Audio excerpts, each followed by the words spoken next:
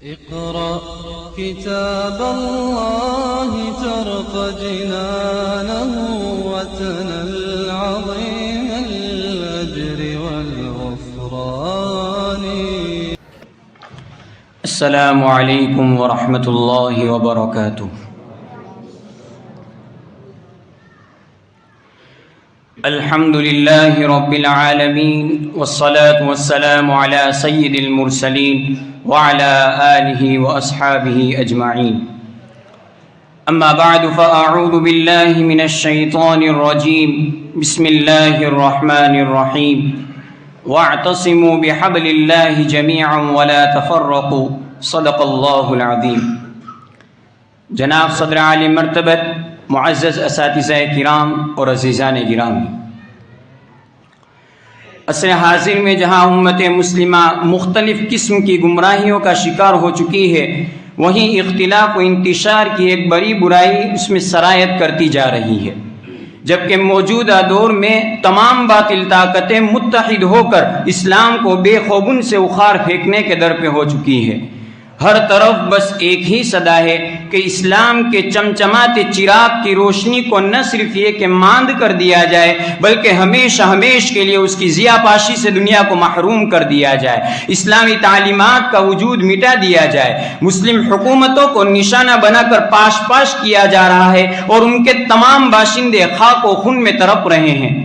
خلاصہ کلام یہ ہے کہ موجودہ دور میں ملکی اور عالمی صورتحال بد سے بدتر ہوتی چلی جا رہی ہے. اس لیے اب ہم کو خواب غفلت سے اٹھنا ہوگا. قرآن مقدس نے ہمیں نسخہ کیمیا دیا ہے جس کو استعمال کر کے ہمیں حالات کو سازگار بنانا ہوگا. اللہ تبارک و تعالیٰ قرآن کریم میں ارشاد فرماتے ہیں وَاعْتَصِمُوا بِحَبْلِ اللَّهِ جَمِيعًا وَلَا تَفَرَّقُوا. اللہ تعالیٰ کی رسی کو مضبوطی سے پکڑ لو اور آپس میں اختلاف نہ کرو.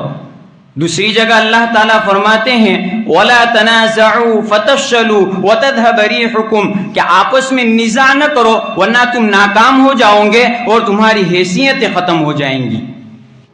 یہ دونوں آیتیں اور بے شمار آیتیں اور احادیث ہمیں اس بات کا حکم کرتی ہیں کہ مسلمان اختلاف و انتشار کو چھوڑ کر سیسا پلائی ہوئی دیوار کے مانند ہو جائے اور اتحاد اور اتفاق پیدا کر کے پورے عالم کو اپنے مقام اور اپنے مرتبے سے آگاہ کرا دیں.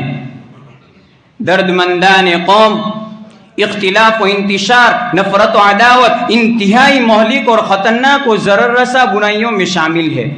اگر غور کیا جائے کہ ان بیماریوں کی بنیادی وجہ اور ان باتوں کی بنیادی وجوہات کیا ہے تو معلوم ہوگا کبر و غرور، نخوت و غمنڈ، مطلب پرستی، عصبیت، جہالت اور تمام تر وہ باتیں ان برائیوں کے وجود کا ذریعہ بنتی ہے جن سے آقا دو جہاں محمد عربی صلی اللہ علیہ وسلم نے صراحت کے ساتھ منع فرمایا تھا اور جن سے آخری درجہ گریز کرنے کی ہدایات فرمائی تھی.